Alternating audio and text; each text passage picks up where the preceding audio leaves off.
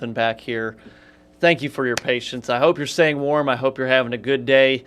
It's been a long weekend, obviously, for many of us. Road conditions continue to improve across the area. I just looked at our road temperatures right before I came back here. Unfortunately, I can't share. It's on the same computer that we show the radar, and I want to show you the radar because we're still actively tracking some snow flurries, even some light snow showers across the area. I know had some reports from Brindley Mountain. They're like, hey, it's snowing pretty good here. And yeah, that was just the atmosphere trying to squeeze out every last bit of moisture it could before we finally get some sunshine here this afternoon. But hopefully, if you had to go to work today, you made it there safely. I stayed at a hotel last night. By the time we drove in very early this morning, me and my co-anchor Gina Benitez, things dried out on the roads a lot, but you saw those areas that had that little dusting of snow on them. That was a great indication that you likely had some ice underneath, that snow. And we're still going to see some lingering slick spots, especially a lot of the rural roads that don't get the high traffic volume. Perfect example is always you drive through your neighborhood and it's a little dicey at times, and then you get out on kind of the main roads and you're like, oh, this is a lot better too. So that trend is going to continue. Our road temperatures are right around freezing or just below, but as we get more sunshine, it's only about 10:37 on your Monday morning. Road temperatures should be in the 40s as we go into the afternoon, which that should really lead to widespread improvement. The exception would be those sheltered roads, some of the shaded roads that maybe don't get a lot of sunlight, or obviously places that saw flooding yesterday too. There's a little more standing water. But overall, the general consensus, and we're getting this from reports as well, is that we're going to see improving conditions with a few exceptions. Now, there is still a chance, and people have asked me about this, okay, well, that ice on the road starts to melt, and it forms that puddle. If that puddle does not fully evaporate, yes, as temperatures fall this evening, we are going to see a refreeze. I think the patchy black ice concern is just going to be patchy, pretty isolated as we go through Tuesday morning. Still possible slick spots. Don't let me say, hey, let your guard down, totally drive normal speed and everything. But it's not going to be as widespread as what we had here this morning. So, a little bit of everything this weekend. A lot of us just dealt with that cold, miserable rain, but now we all have to deal with the very cold wind chill values. And that's why we have a cold weather advisory all the way through 10 o'clock tomorrow morning. That's for all counties in North Alabama, Middle Tennessee. Here's your current wind chill. It's come up quite a bit, just has to do with our air temperature warming up a little bit. We still have those persistent northwest winds. About 3 is what it feels like in Fayetteville, 4 Scottsboro, 9 right now in Moulton, 9 in Russellville too. So if you're lucky, you see a double-digit wind chill later on this afternoon, but it won't be everyone. Here's skip forward to 1 o'clock now. The model says a couple of us might be in the low teens at 10, 12, maybe 13 degrees. Obviously, any form of a warm-up would be welcome. I don't know if 13 feels any warmer than 7 at that point. Cold is cold.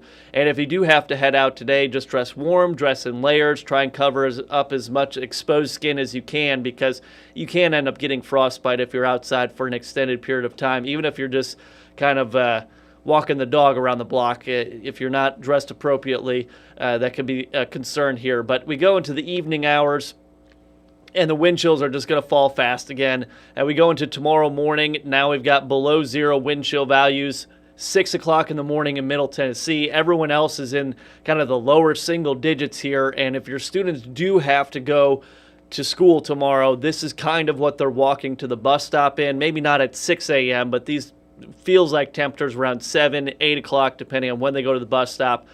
It's going to be just as cold. So make sure they are dressing warm.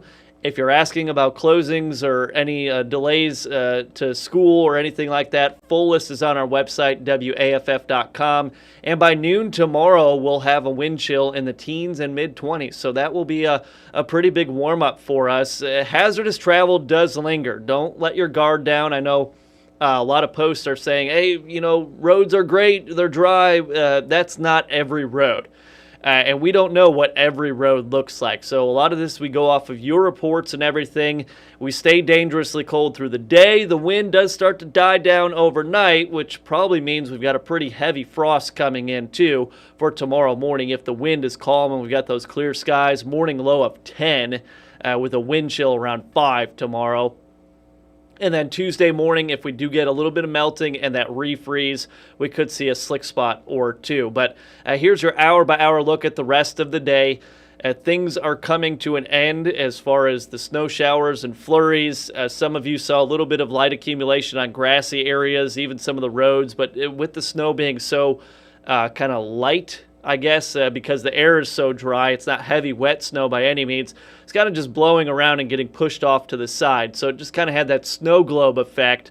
But the rest of the afternoon will be sunny. Northwest wind will start to die down this evening, about 8, 9 o'clock. Winds will be pretty calm, and this where the heavy frost will start to come in as we go into tomorrow morning. So very cold start again tomorrow. I just want to show you temperatures are above freezing. By lunchtime tomorrow, everyone will be above freezing, maybe close to freezing there in DeKalb County, Fort Payne, but that should really put an end to any of our concerns as far as icy roads and hazardous travel. Unless it's a very shaded road, that's kind of a different story. Here's your actual air temperature right now. Again, wind chill is in the single digits, but we've got teens and 20s for the actual air temperature. I think our forecast high today for our 3-degree guarantee, we went 27.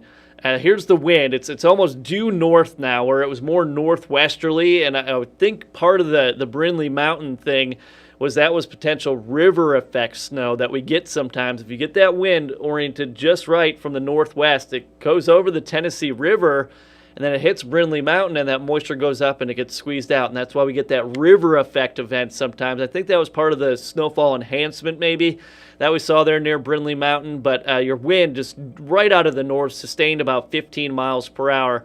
I said around 8, 9 o'clock, wind dying down. We'll still have a little bit of a breeze. It won't be totally calm, but at least the gust will start to diminish as we get into kind of that time frame here. So here's a look at Huntsville from Saturn V. It just looks like a winter day. That's what it does. Travel conditions continue to improve. I'd imagine our road temperatures later on this afternoon will probably be in the lower 40s, so that will really help in the melting. Plus the sunshine, you have to think different surfaces heat up differently. Especially the darker surfaces, they retain a bit more of that energy, and therefore they warm up faster than maybe the grass that tends to, kind of reflect more of it. Parkway was closed this morning, back open for business, so that's good, but I know it probably played a role in some of your morning commutes. Look at that flow we have with the north wind on the Tennessee River here in Decatur. That's quite a chop, not quite white caps out there, but that's quite a chop for the Tennessee River, especially with that north wind.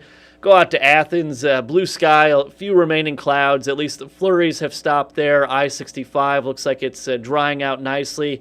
Obviously, the higher traffic volume, main roads, just that traffic volume itself aids in the drying process too. The dry air, the low dew points, you get evaporation or sublimation if it's ice, where it goes from that icy frozen state, skips the liquid state altogether, and then goes on over to just water vapor. So that's all happening.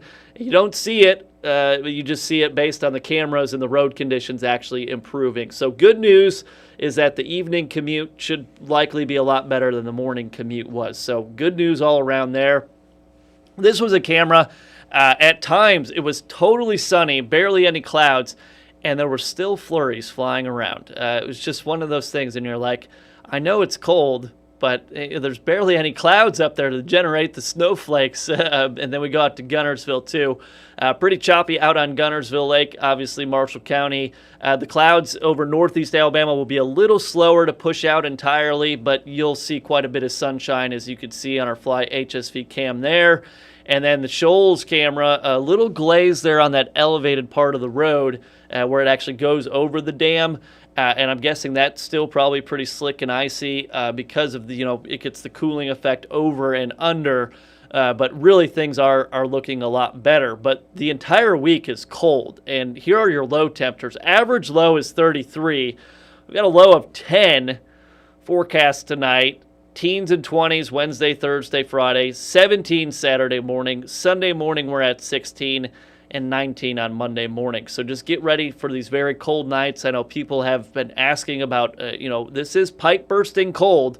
So make sure you're doing your cold weather protocols and safety around your home. Just make sure you are dripping your faucets. I'm leaving mine dripping probably the entire week just to play it safe. One little drip every couple of seconds. It does raise your water bill a hair, but it's better than dealing with insurance and burst pipe aftermath too. And another thing, if you are without power, like several people may be out in northwest Alabama, make sure those generators are far away from the house too, because they do generate carbon monoxide depending on what the fuel is, and that could get into your home. Don't keep it in your garage. I know Brad was really hyping this yesterday because more people without power yesterday versus today. Afternoon, it will be sunny, it will be breezy, cold, wind chill will stay in the single digits and teens. Low of 10 tonight. Possible melting and refreezing, leading to more concerns of patchy black ice, so something to be conscious of, but roads should be a big improvement compared to what we had this morning versus tomorrow morning. But that morning wind chill, awfully cold, 3 below to 7 above. For the day tomorrow, we are above freezing by lunchtime as promised, a high of about 38, and the wind will be out of the west-southwest. So another breezy day, but it's actually a warming wind. That's how we boost our temperatures a bit, that and all that January sunshine. And we get on over to your extended forecast. First alert weather day will continue through this evening just for the dangerous cold. Tomorrow morning, very cold. Hitting a high of 39, though, 39 on Wednesday. More clouds on Thursday, high of 40. Watching next week, long-term models hinting at a few solutions. I think really, if anything, I think it's just going to be another awfully cold weekend. Saturday and Sunday, morning lows in the teens, afternoon highs in the low, maybe mid-30s. Just keep checking back for the latest on the weekend. We made it through this weekend's event, and we'll look at next weekend as we go through the week. But just something to mention, point out, I think it's just going to be awfully cold. Higher confidence in that than anything else you might have seen floating around online. So that's it for Weather Extra. Sorry about the not-so-graceful start to this Weather Extra. They move things on me. Sometimes the speakers are up, sometimes it's down, and you don't want to hear that feedback with the mic and everything. Hope you guys managed to make it through the weekend okay. I know there's a lot of ice still out in parts of far northwest Alabama. Tragic ice storm scenario unfolding in parts of Mississippi, too. They'll have trees down, power lines down, power outages for an extended period of time. We saw flooding yesterday. On top of it, we heard thunder. They had severe weather, confirmed tornadoes to our south, down into the Wiregrass. This system really brought a lot. And anytime you get a winter storm that affects Texas and the Central Plains and goes all the way through the mid-Atlantic, through the Great Lakes, into the Northeast, it's impacting millions of people. Air travel obviously impacted by that too. But this was a storm. We were right on that southern edge of that winter precipitation. We did see freezing rain, we saw sleet, and we did see the cold rain. People did lose power. Roads were affected Saturday morning, Sunday night into this morning, just as we were forecasting. So everyone, thank you so much for your time. As always, this is going to wrap up Weather Extra. If you joined us over the weekend on any of the streams that we were doing to keep you updated on road conditions and the forecast, we appreciate that as well. So you guys be safe, stay warm, and really just watch out for some lingering slick spots, even through the afternoon, and then possibility of some refreezing overnight. I will be on the newscast at noon with Gina Benitez. Hope you join us then. Have a good one.